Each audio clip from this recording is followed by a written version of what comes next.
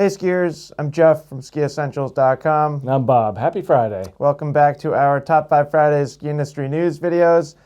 It's been a very, very busy week here at Ski Essentials. We just wrapped up our 9th annual ski test. Yesterday was the last day. We're going to talk a little bit more about it in a second when I hand things over to Bob for the news. But yeah, before we get to that, we were exceptionally busy. Just thinking back to last week in Top 5 Fridays, we talked a little bit about doing that Liberty Scope article and video. Didn't happen. Just didn't get around to it. I believe it's mostly written. Just need to put the whole thing together and do a little filming. So keep an eye out for that early next week. Next week should be a pretty busy week for content, I would think, and the following week as well. And then it'll be interesting because I head out to Colorado to coach USASA Nationals. So me and Matt will probably find something fun to do in the meantime. I'm sure you guys will find plenty of fun things to do, Yep. and I might find some fun things to do out in Colorado. Cool. Should have at least a little bit of free time to go skiing. So yeah, I'm excited. The ski test was awesome. Again, we'll talk about it more in a second, but great success. And I'm excited to get back to kind of normal routine here, at least for the remainder of the season. And then speaking to sales, we're still running free base treatment promotion for 2025 discounted skis and snowboards, as well as a handful of like early arrival 2026 stuff. It's really only like 3 or 4 skis, sender free 100s, QSTs, stuff like that. Yeah. So take advantage of that. Sunday will be the last day for that promotion.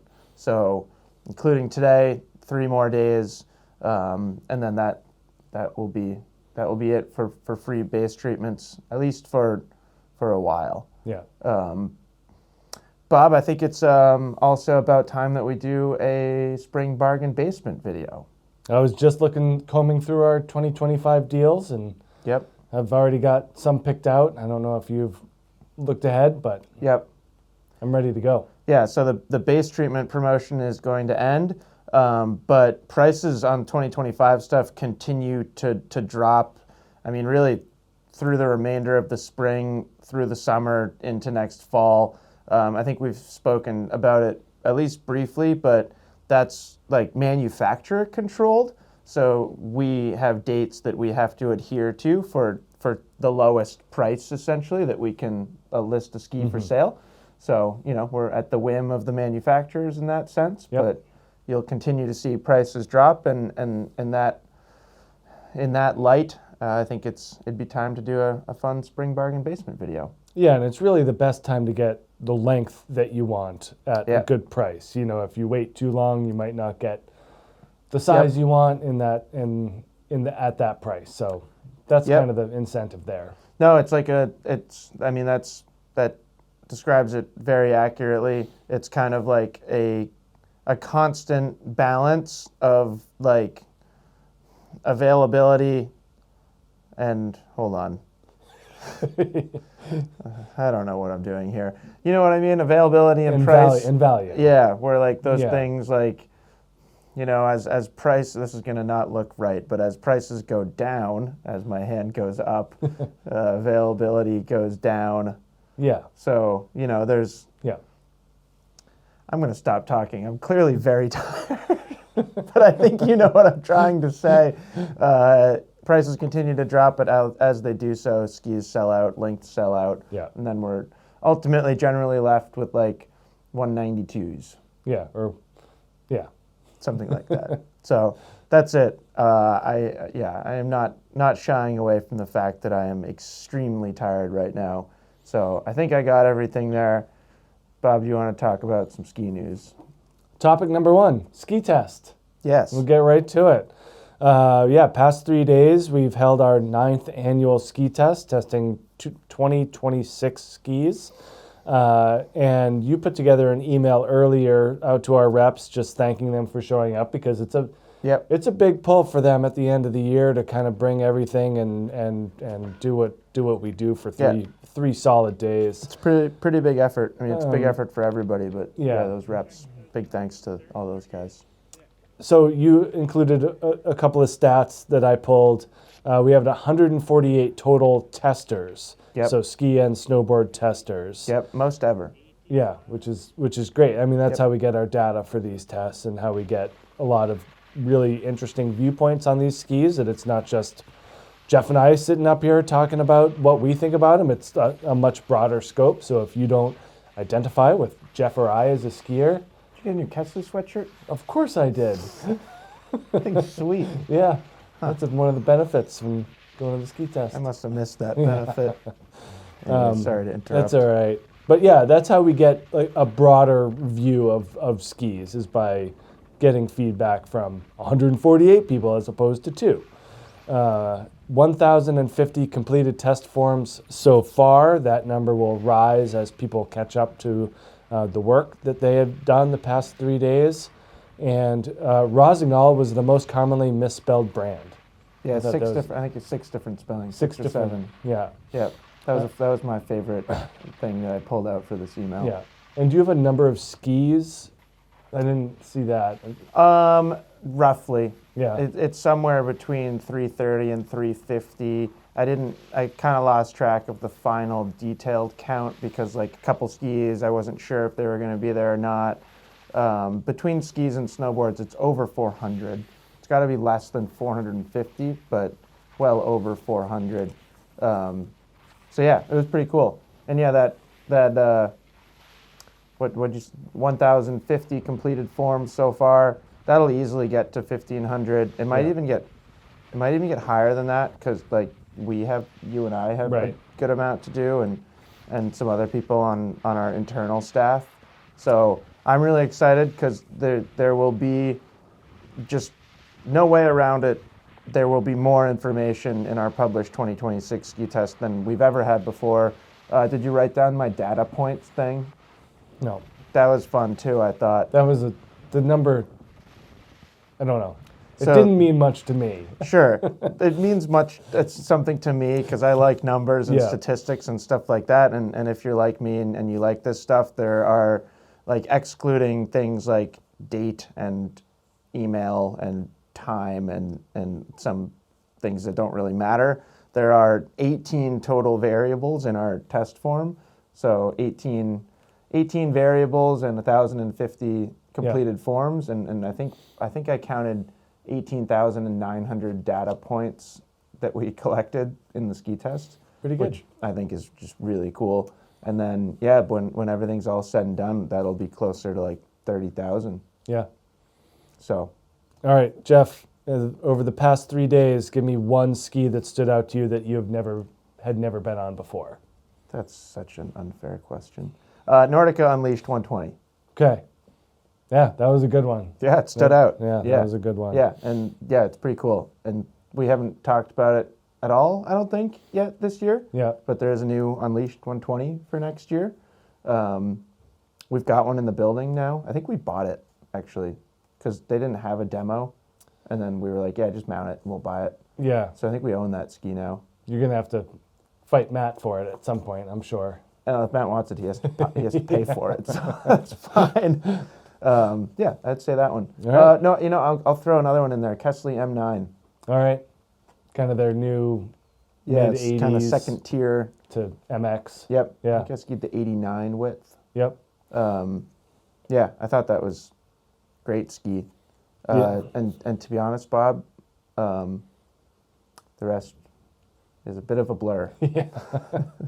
Oh, that multi-pista, The Nordica. that Nordica Yep. Doberman multi-pista, Yep. thing's sweet. Not that you asked, but I really enjoyed I didn't ask. Yeah, the Faction Dancer 79. that's great. I which- didn't ask. Just kidding. It Yeah. popped out as something I never skied before and Yep. really enjoyed it. Even though we had very spring-like conditions, even getting on something at 79 underfoot was a whole lot of fun. Yeah, it was really nice that we had firm conditions to start every day. So it was, yeah, we're pretty squarely in spring conditions, but everything set up overnight. Yeah. Every night that we tested. So we got to start the day on pretty firm snow and test narrow carving skis, and then you kind of progressively went wider throughout the day, and then you ended up on something like a Nordica Unleashed 120. Yeah, So I ended the test on a K2 Reckoner 110. yeah, I And skied that too. couldn't think of a better ski to end Yeah. yesterday on. Yeah, So, smash all the piles. yeah. Yeah. Yeah, that's it for ski test, unless you have anything else you wanted to add. I guess the only thing that I would add is we filmed maybe, I feel like we did about 10 Yeah. short kind of like mini review, mini ski test behind the scenes videos. So we'll be releasing those just kind of throughout the remainder of the spring and summer up until the release of the actual full formal ski test. So Yeah, which that we was haven't done fun. before. No, we've never done that before.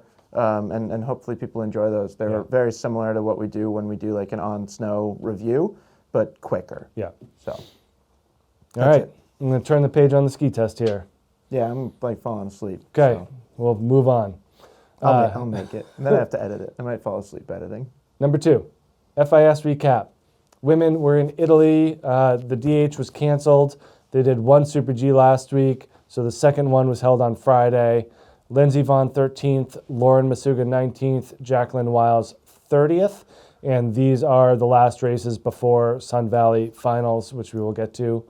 The men were in Norway, had GS and slalom. River Radamus was the top U.S. men's finisher with 7th place. Very Nice impressive. top 10.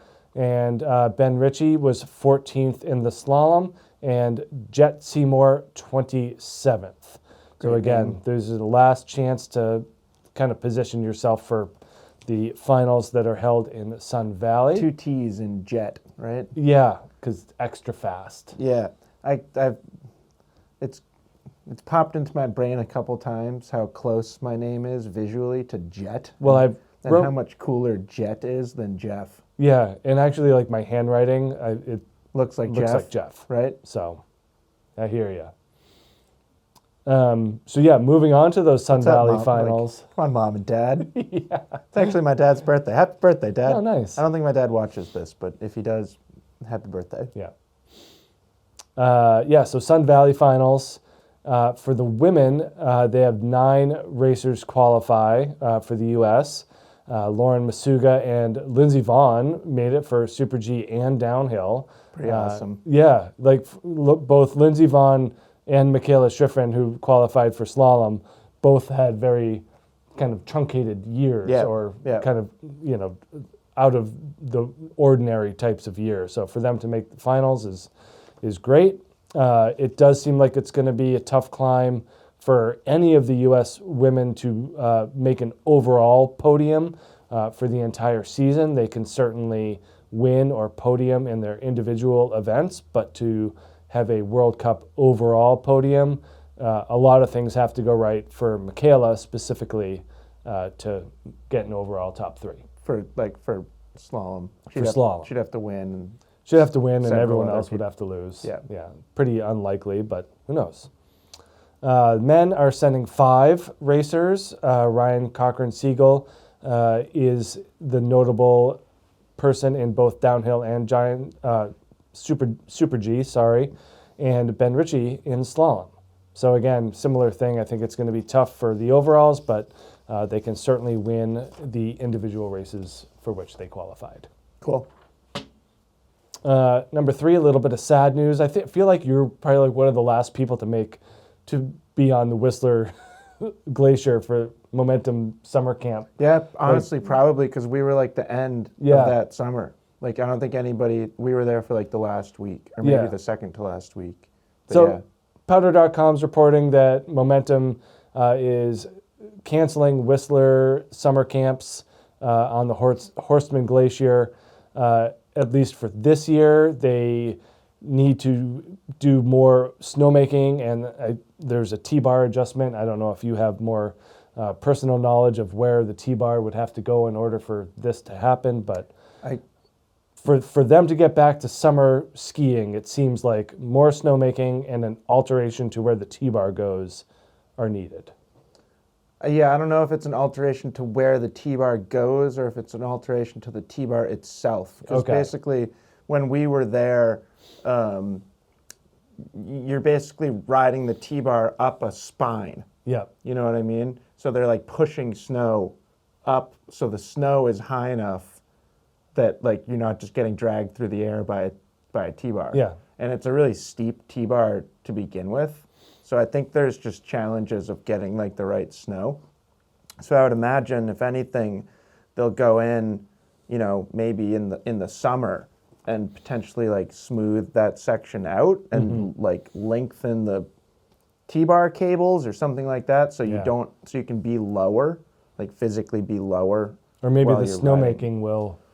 You're right, will or some balance combination of the two. Yeah. But yeah, even when we were there, I mean, it was Because they didn't have them last year. right. Yeah. So you were there 2 years ago. Yeah. As far as T-bar rides go, it was a 9 out of 10 level technicality Yeah. for T-bar rides. Yeah. And like a lot of young kids out there and some serious T-bar mishaps. Yeah. Like young snowboarder falling off and then like dragging themselves and making it 10 feet from the top where it gets really steep Yep. at the top and then losing their grip and coming down and like taking out 7 T-bars behind them. Yeah. And I mean, they were just chaos. Yeah, T-bars aren't gimmies. No. So Momentum is pivoting to offering camps in May at Whistler. So they still are able to be a functioning business, just not in the summer as they have been. And this is specific to Momentum. It does seem like there are other camps. I don't know what their status is, but Hard to say. Yeah, this isn't me saying there's no more summer skiing at Whistler Blackcomb for anyone. Just Momentum. Good luck to them. It's actually you recounting an article that somebody else wrote. It's very third person. Yeah, exactly. Article 4 here from the Seattle Times. They're recounting how Sun Valley is prepping for these Alpine finals, and pretty interesting how much work they've had to do in order to get 8 races across 4 courses done in 1 week at the end of March. They haven't hosted a World Cup race at Sun Valley since 1977, the year I was born, so Wow. safe to say it's been a while. In their Challenger Speed course, they had to start in July with tree removal and earth moving just to make sure that everything was homologated, I believe is the correct term for FIS use. A couple of stats, because I know you like stats, Jeff. They installed 72 towers for A netting. They brought in 480 rolls of B net and installed 97 new timing wires. Because they're very much. When you watch a broadcast now, everything's measured. Yeah. It's not just like one split in the middle of the course. It's all sorts of different sections.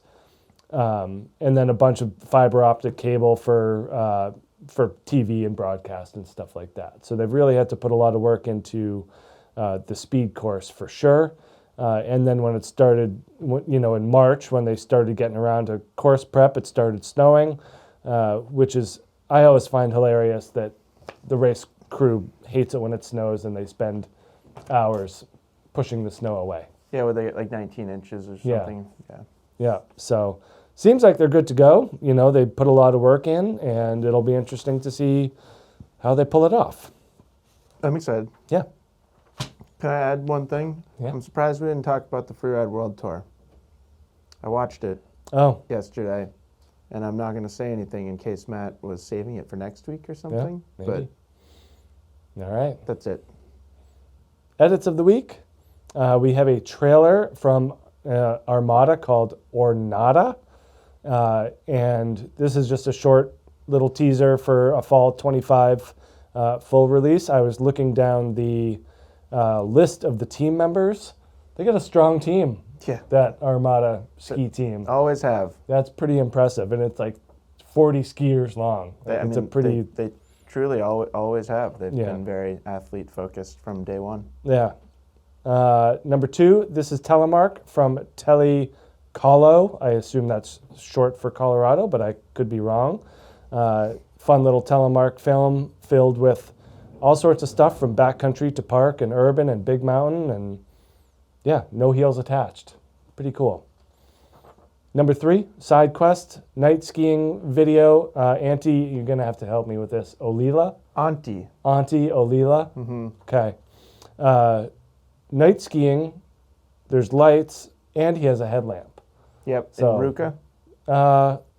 Name another one. Lapland? I don't know. I don't know. I don't know if it's He skis Ruka a lot. the but, same or different, but your favorite pro skier's favorite pro skier right there. that's who that is. Auntie Olila. Okay. Yep. All right. That's it? That's it for edits. Yep. Cool. That's it for the news. Awesome. Yeah. So yeah, a couple more days of free base treatment. 2026 ski test in the books It's spring. today. Yeah. Yes, It's spring. and Chris Nagel's birthday Yep. always happen on the same day. Big days. Very easy to remember. Yeah, actually big time period for family birthdays for me in general, except for mine. Yeah, we're 4 out of 5 in October. My family. Oh, So, interesting. a lot of cake. October is A lot cake of month. Yeah, October is cake month in my household. Also, happy birthday to our owner Josh, Oh yeah. who turned 30 yesterday. Yeah. Old guy now. So, Josh, if you're watching, happy belated birthday. I know I wished you happy birthday yesterday, but maybe everybody here can collectively wish both Josh Wolfgang and Chris Nagel a happy birthday.